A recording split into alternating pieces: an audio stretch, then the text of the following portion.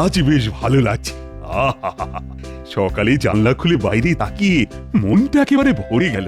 আকাশটা একেবারে নীল, সূর্যের রং যেন গড়ানো সোনা। হ্যাঁ, আজ মনে হচ্ছে দিনটা খুব ভালো যাবে। আমারও ভীষণ ভালো লাগছে। মহারাজের যখন ভালো লাগছে তখন আমাদের ভালো লাগতে বাধ্য। মন্ত্রী, তুমি কাজ করো কম আর তোষামত করো বেশি।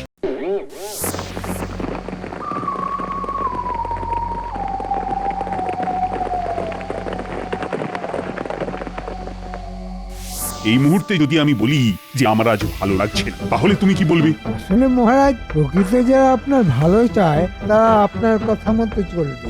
আপনার হ্যাঁতে হ্যাঁ, নাতে না। সেটা অবশ্য ঠিকই বলেছ। তা গোপাল, তোমার কি মত? আমার মত মহারাজ, হ্যাঁ নাও। এ আবার কি কথা? ঘুরিয়ে পেঁচিয়ে কথা বলা। মহারাজ, খুব সোজা কথা। যদি আপনার কথাতে হ্যাঁ বললে আপনার এবং রাজ্যের উন্নতি হয়, তবে আপনার হ্যাঁতে অবশ্যই হ্যাঁ বলবো। কিন্তু আপনার অহিত হয় এমন কথায় আমি কখনোই আপনার হ্যাঁতে হ্যাঁ, নাতে না বলবো না মহারাজ, বরং উল্টোটাই বলবো। মহারাজ, এ তো রাজদ্রোহ, এ তো শাস্তিযোগ্য অপরাধ। মহারাজ কি ভাবছেন? প্রহরীকে ডাকবো? গোপাল, কি মনে হয় তুমি যা বলেছো সেটা ঠিক বলেছো? একদম সঠিক মহারাজ, সময় এলেই প্রমাণ দেব। মহারাজের জয় হোক। বলো বলো প্রহরী, কি সংবাদ? মহারাজ, নবাব বাহাদুরের দূত আপনার সাথে দেখা করতে চায়। এই রে, কি মুশকিল বলো দেখি। এই সকালটাকে কিরকম ভালো লাগতে শুরু করেছিল, আবার আবার সব কিরকম ধোঁয়া ধোঁয়া হয়ে গেল যে। আগে থেকেই ভয় পেয়ে লাভ আছে মহারাজ, দুধকে আসতে দিন, কি বলে দেখি, তারপর তো ভালো মন্দের বিচার হবে। একটা সুযোগ এসেছে নবাবের কাছে যাবার। আসলে ওই নবাবের দূত এলে কেমন বিপদের গন্ধ নাকে আসে। কি মন্ত্রী, আসে না? আহা, কি সুগন্ধ! সুগন্ধ? কোথায়? আমি পাচ্ছি না তো। মন্ত্রী, ও মন্ত্রী, আহ, এই সুগন্ধটা কোথায় পেলে? মহারাজ, মন্ত্রী মশাই তো জেগে স্বপ্ন দেখছেন। স্বপ্নতে উনি কোনো গোলাপ বাগানে ভ্রমণ করছিলেন। কি ঠিক বলেছি? মন্ত্রী, আমি তোমার ব্যাপারটা পরে দেখছি। এখন দুধ কি বলে শুনি। কি বলো গোপাল? প্রহরী, যাও যাও যাও, দুধকে নিয়ে এসো। দেখি আবার নবাব কি বলে। চিঠিটাও লিখেছে কোন ছলে? প্রণাম মহারাজ। বলো দুধ, কি সংবাদ? নবাব বাহাদুর ঠিক আছেন তো? নবাব বাহাদুর ভালো আছেন। উনি এই চিঠিটা পাঠিয়েছেন। মন্ত্রী, চিঠিটা পড়ো, শুনি নবাব বাহাদুর কি বলতে চেয়েছেন। মহারাজ কৃষ্ণচন্দ্র রায় এত দ্বারা জানানো যাইতেছে যে সত্তর কোন রাজ কর্মচারীকে আমার নিকট প্রেরণ করো। আমার দাবা খেলায় কিঞ্চিত মতি হইয়াছে। আমার সাথে দাবা খেলিবার জন্য সত্তর কোন কর্মচারীকে মুর্শিদাবাদে প্রেরণ করো। বাবা বাবা, শুনলাম শুনলাম দুধ, নবাব বাহাদুরকে জানিয়ে দিও খুব তাড়াতাড়ি আমি কাউকে পাঠাবো। দিনটা আর শুভ থাকলো না গোপাল। মেঘ আর রোদ্দুরের খেলা। কিছু আগে রোদ্দুর ছিল আর এখন ঘন মেঘে ঢাকা।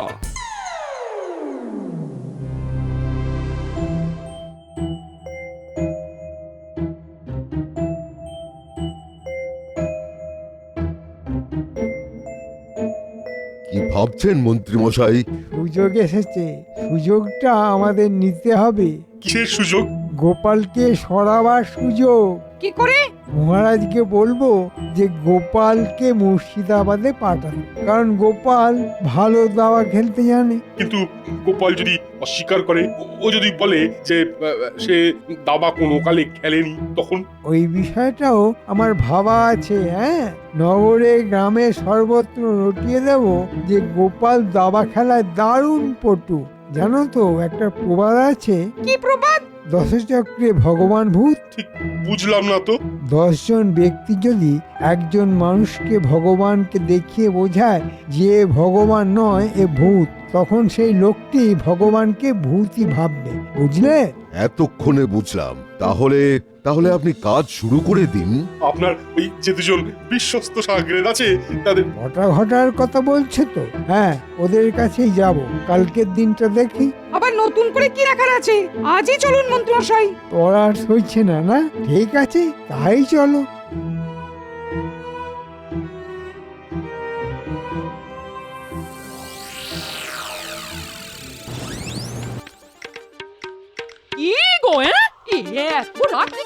মুচ্ছো বলি খাবার হয়ে গেছে, খাবে না? গিন্নি একটা বহু পুরনো জিনিস খুঁজছি, খুব দরকারি। কি এমন দরকারি জিনিস গো যে এত রাতে খাবার ফেলে খুঁজতে হয়? আমার একমাত্র শ্বশুর মশাইয়ের থেকে পাওয়া জিনিস, জন্মের মধ্যে কম। ওই একটি জিনিসের নেশাই তো ধরিয়ে দিয়েছিলেন গিন্নি। মানে কি বলতে চাইছো? আমার বাবা তোমাকে নেশা ধরিয়েছে? এই কিসের নেশা? আরে চড়ছো কেন গিন্নি? আমাকে হাতি, ঘোড়া, নৌকো দিয়েছে। খুব বড় লোক আমি। একটা সাদা ঘোড়া, একটা কালো ঘোড়া, একটা সাদা হাতি আর একটা কালো হাতি। ও মা গো, আমাকে এই এত বছর পর পাওনা গন্ডা নিয়ে খোঁটা দিচ্ছ? বলি আমার বাবা গরিব, কোথা থেকে হাতি ঘোড়া দেবে? আর তুমি কি এমন রাজকুমার শুনি যে হাতি ঘোড়া নেবে? নিজে তো হড় হপাতে। ও বাবা গো, দেখো কোথায় তুমি আমার বিয়ে দিয়েছো গো? বিয়ের এত বছর পরেও আমাকে যৌতুক দিয়ে ঘোড়া দিচ্ছে। আচ্ছা আচ্ছা, তুমি কি আমাকে সাদা হাতি বললে? ছি, ছি, ছি। আরে কাঁদো কেন? শোনো শোনো, শান্ত হও, শান্ত হও। এই তো পেয়েছি। ওমা, এ তো দাবার ঘুঁটি। তবে যে তুমি বললে হাতি, ঘোড়া, নৌকো।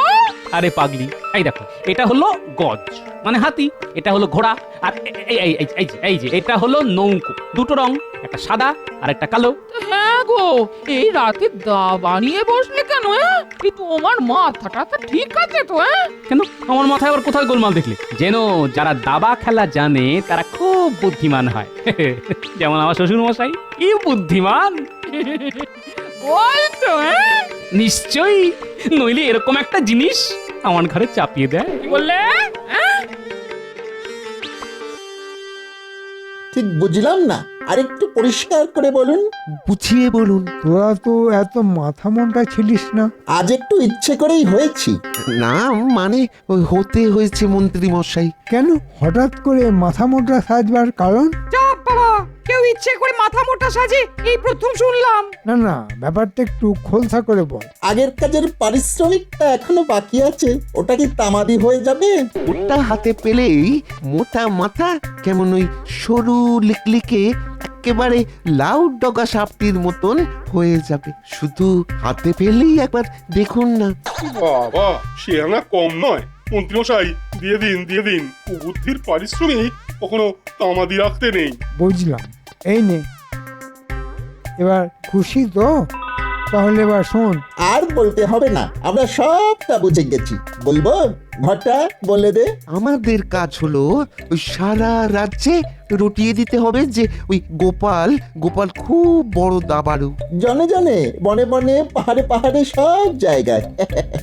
যাতে করে রাজামশাইয়ের কানে যায়। কি মন্ত্রী মশাই, ঠিক বুঝেছি তো? হ্যাঁ, তবে এই কাজটার অগ্রিমটা দিয়ে দিন। আমাদের তো ওই ঘুরে ঘুরে কাজ, খরচ খরচা আছে তো। কিরে বটা, ঠিক বলছি না? সে আর বলতে। দিন মন্ত্রী মশাই, আপাতত আমাদের দুজনকে 4টে করে মোহর দিন। হ্যাঁ, হ্যাঁ, কাজ শেষ হলে বাকি 4টে করে দিয়ে দেবেন, কেমন? দিয়ে দিন মন্ত্রী মশাই, দিয়ে দিন। তারপর আমরাও আপনাকে কিছু কিছু দিয়ে সাহায্য করব। হ্যাঁ, আমরা তো আছি। ঠিক আছে, এই নে।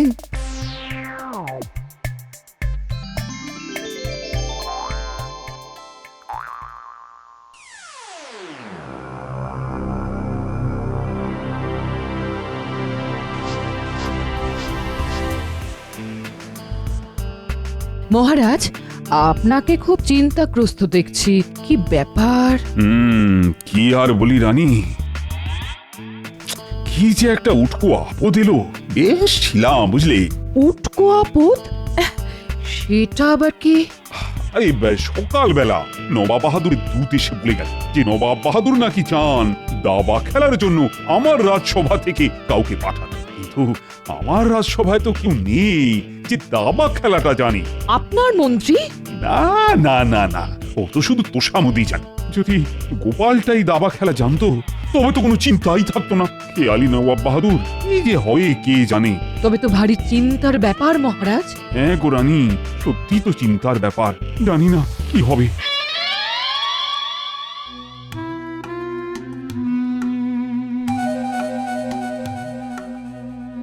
এই যে মন্ত্রী, তুমি কাল তো অনেকগুলো কথা বলেছি, তা আমার চিন্তা দূর করার বিষয়ে তুমি কি কিছু আলোকপাত করতে পারো?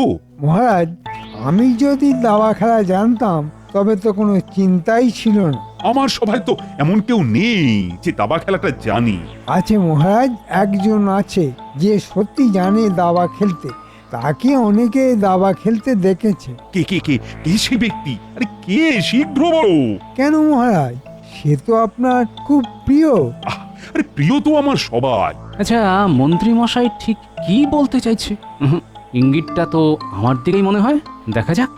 গোপাল মহারাজ, গোপাল দাবা খেলায় পটু এবং গোপালকে দাবা খেলতে অনেকেই দেখেছে। বুঝলাম, আমাকে ফাঁসাবার চেষ্টা। কিন্তু আমি যে সত্যি দাবা খেলতে পারি সেটা জানাবো না। মন্ত্রী না জেনে একটা সত্যি কথা বলে ফেলেছে, কিন্তু সত্যিটাকে সত্যি এখন বলবো না। দেখি আমার দাবা খেলার ব্যাপারে কি কি সাক্ষ্য প্রমাণ এনেছে। গোপাল জানে, গোপাল জানে, বাবা বাবা বাবা বাবা, এই তো এই তো এই তো এই তো একটা দারুণ খবর। কি গোপাল, তুমি তো দেখছি ছুপা রুস্তাম হে। না, আমি যে অল্প বিস্তর দাবা খেলতে পারি সেটা জানানো যাবে না, বরং উল্টোটাই বলতে হবে। মহারাজ, মন্ত্রী মশাই মিথ্যে বলছেন। আমি দাবা খেলতে জানি না, বিশ্বাস করুন। কি গোপাল, কেন বাজে কথা বলছো? তোমাকে অনেকে দাবা খেলতে দেখেছে। কে কে দেখেছে একটু বলুন মন্ত্রী মশাই। আমি যথাসময়ে এর প্রমাণ দেব, কিন্তু তুমি এই সত্যটা লুকোলে কেন? নবাব বাহাদুরের কাছে যেতে হবে, দাবা খেলতে হবে, সেই ভয়ে। ছি ছি ছি ছি। আচ্ছা, এই ব্যাপার। হ্যাঁ, মহারাজের কাছে আমাকে ছোট দেখানো। তোমার তুনে আর কি কি বান আছে দেখি, তারপর তো আমার খেলা শুরু হবে। আমার সম্বন্ধে এই মিথ্যে কথাটা কে জানালো মন্ত্রী মশাই? মন্ত্রী, প্রমাণ পেশ করো। কেমন পেঁচে ফেলেছি, হ্যাঁ? মিথ্যে কথা বলে তোমাকে দশচক্রে ভগবান ভূত বানিয়ে দিলাম। হ্যাঁ মহারাজ, আমি এমন একজনকে নিয়ে আসছি যার সাথে গোপাল নিয়মিত দাবা খেলতে যায়। প্রহরী, প্রহরী। বাইরে বটকৃষ্ণ, ঘটেশ্বর বলে দুজন লোক দাঁড়িয়ে আছে, ওদের নিয়ে এসো। ও, বটকৃষ্ণ আর ঘটেশ্বর। তার মানে বটা আর ঘটা। মোল্লার দৌড় তো মসজিদ পর্যন্তই। গোপাল, তুমি আমার এত প্রিয়, তোমাকে আমি এত ভালোবাসি, সেই তুমি দাবা খেলতে জানো, সেই খবরটা আমাকে অন্যের কাছ থেকে জানতে হচ্ছে। মহারাজ, আমি বটকৃষ্ণ, আর এ আমার বন্ধু ঘটেশ্বর। গোপালকে আমরা দুজনেই খুব ভালোভাবে চিনি। গোপাল নিয়মিত আমাদের সাথে দাবা খেলতে আসতো। হ্যাঁ মহারাজ, আর গোপাল খুব ভালো দাবা খেলতে পারে। আমরা কোনোদিনই ওর কাছে জিততে পারিনি। গোপালের দাবার চাল ভয়াবহ। কখন যে হাতি দিয়ে মারবে, কখন যে ঘোড়া দিয়ে মারবে, সে আপনি ভাবতেই পারবেন না। সবাই না জেনেই আমাকে বিপদে ফেলতে চাইছে। ঠিক আছে, তোমাদের এই খেলায় আমি তালে তাল মেলাই। মহারাজ, এই একটা ষড়যন্ত্র। আমি এদের সাথে কোনোদিনও খেলিনি। গোপাল, ছি ছি ছি ছি, তোমার এত ভয়, এত ভয় নবাব বাহাদুরের সাথে খেলতে, তাই তুমি আমার সাথে মিথ্যে কথা বলার সাহস পাও? আমার আদেশ তোমাকে কালই যেতে হবে। মন্ত্রী, নবাব বাহাদুরকে খবর পাঠাও, আমার সভা থেকে গোপাল যাবে দাবা খেলায় অংশ নিতে। মন্ত্রীমশাই দাবার চালে গোপাল একেবারে উপকার। আহা শ্বশুর মশাই, আজ আপনার দেওয়া একটা উপহার যে আমার এত বড় উপকার করবে সেটা আমি ভাবতেও পারিনি। গোপাল, কি ভাবছো? তোমার সব ভাবনা শেষ। তুমি বরং মুর্শিদাবাদ যাবার জন্য প্রস্তুত হও। সম্মান নিয়ে ফিরে আসতে পারলে স্বাগত, তোমার রাজসভায় কাজ থাকবে। কিন্তু যদি তোমার জন্য আমার সম্মানহানি হয়, তাহলে কিন্তু তোমার কঠিন শাস্তি। মনে রেখো কিন্তু। জানি না কি উদ্দেশ্যে আমার সম্বন্ধে এতখানি মিথ্যে কথা বানিয়ে বানিয়ে বলল। আমার এই যাওয়াই শেষ যাওয়া সেটা বুঝতে পারছি মহারাজ। তবে একটা অনুরোধ, আমার অবলা স্ত্রী আর অবোধ নাতি নাতনিগুলোকে দেখবেন মহারাজ। আর সে নিয়ে তোমাকে ভাবতে হবে না, তুমি কালই যাবে। মহারাজ, শুনলাম নাকি গোপাল দাবা খেলায় বিশেষ পারদর্শী। হ্যাঁ রানী, তুমি ঠিকই শুনেছ। আর এত বড় মিথ্যেবাদী যে শুধু বলেই চলেছে, খেলতেই জানে না। কেউ বা কারা ওকে যেন ফাঁসাতে চাইছে। হতেও তো পারে। না না না না, গোপাল নবাব বাহাদুরের কাছে যাবে না বলেই নিজেকে আড়াল করেছে, আমার কাছে গোপন করেছে। আর মন্ত্রী না থাকলে তো আমি এ কথা জানতেই পারতাম না। কি জানি, যদি আপনার কথা সত্যিও হয় তবে একটা কথা বলতে পারি, গোপালের এই অস্বীকারের মধ্যেও কোনো শুভ জিনিস লুকিয়ে আছে। হ্যাঁ, তোমার এত বিশ্বাস? হ্যাঁ মহারাজ, আমার বিশ্বাসের আঁটটা একটু বেশি। হ্যাঁ, রগরটা দেখার জন্য আমাদের কাউকে যেতে হবে। ঠিক বলেছেন, গোপালের হেনস্থা চর্মচক্ষে না দেখলে কি আর ভালো লাগে? সবাই কি করে যাব? মহারাজ তো অনুমতি দেবেন না। রাজি করাবো। কিভাবে? কাল রাজপ্রাসাদেই দেখতে পাবে। খবর শুনেছেন মন্ত্রী মশাই? নতুন কোনো খবর আছে নাকি? আছে তো আছে, গোপাল রওনা দিচ্ছে একদম একা। এই যাওয়াটাই শেষ যাওয়া। আমরা যা শুনে এলাম। কি কি শুনলি একটু বল। আমরা তো গোপালের উপর নজর রাখতে গিয়ে ওর পিছু পিছু ওর বাড়ি অব্দি গেলাম। তারপর শুনি গোপালের গিন্নির গলার আওয়াজ। আমার সাথে এমন শত্রুতা করলো, হ্যাঁ? আমরা কার পাকা ধানে মই দিয়েছি, হ্যাঁ? মহারাজের আদেশ আমাকে মানতেই হবে। আর ফেরা বোধহয় হবে না গিন্নি, তুমি সাবধানে থেকো। কি বুঝছিস ঘটা? অবশেষে গোপালের প্রস্থান, কৃষ্ণনগর থেকে চিরতরে প্রস্থান। চল মন্ত্রী মশাইকে খবরটা দিয়ে আসি। ভালো খবর শুনে যদি কিছু পাই তাহলে তো ভালোই হয়। নিজের কানে যেই না শোনা। আপনাকে খবরটা দেওয়ার জন্য চলে এলাম। মন্ত্রীমশাই, ও মন্ত্রীমশাই, বাঁ হাতটা বড় চুলকাচ্ছে। ওটা নতুন কি? ও তো আমাকে দেখলেই চুলকায়। মলমটা লাগিয়ে দিন, তাহলে আর চুলকবেন না। তোরা পারিস বট, আমাকে দেখলেই তোদের হাত চুলকোয় নাকি? হ্যাঁ, এই নে তোদের শুভ সংবাদের জন্য উপহার, 2টো করে মোহর। এবার কৃষ্ণনগর থেকে আপদরা বিদায় নেবে।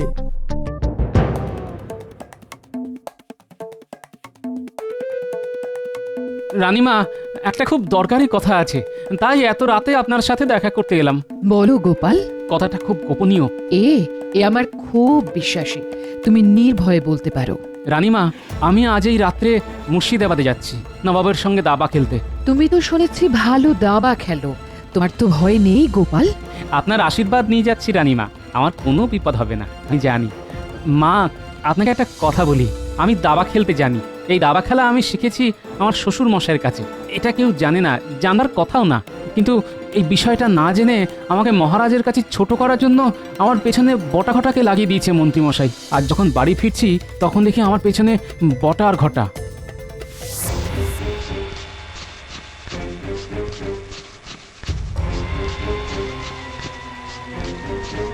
পেছনে পায়ের আওয়াজ, নিশ্চয়ই কেউ পিছু নিয়েছে। হ্যাঁ, কায়দা করে দেখতে হচ্ছে আমার পেছনে কে লেগেছে। পা চুলকোনোর ছলে একবার দেখে নিই পেছনে কে। ও মা, বটার ঘটা। বুঝলাম, আমার সব কিছু জানবার জন্য আমার পিছু নিচ্ছে। ঠিক আছে, এসো বাপ ধনেরা, এসো। কি গো, বলি ওই রকম হন্তদন্ত হয়ে এলে কেন, হ্যাঁ? পেছনে বটা ঘটা আমাদের খবরাখবর নিতে আসছে। মন্ত্রী মশাই পাঠিয়েছে। তুমি চেঁচিয়ে বলো কে আমাদের সাথে এমন শত্রুতা করলো, আমরা কার পাকা ধানে মই দিয়েছি। ও, তারপর বাইরে এসে দেখি ওরা দুজনে দৌড়চ্ছে, আমিও পিছু নিলাম। দেখলাম গাছতলায় সব মহামানবরা দাঁড়িয়ে। এই নে, এবার খুশি তো? আচ্ছা, এই ব্যাপার। হ্যাঁ রানীমা, আমি খেলতে যেতামই, কিন্তু আমি একটু বাজিয়ে দেখতে চেয়েছিলাম রানীমা। আমি জানি গোপাল, তুমি এই কৃষ্ণনগরের বড় বন্ধু, তুমি বিজয়ী হবেই।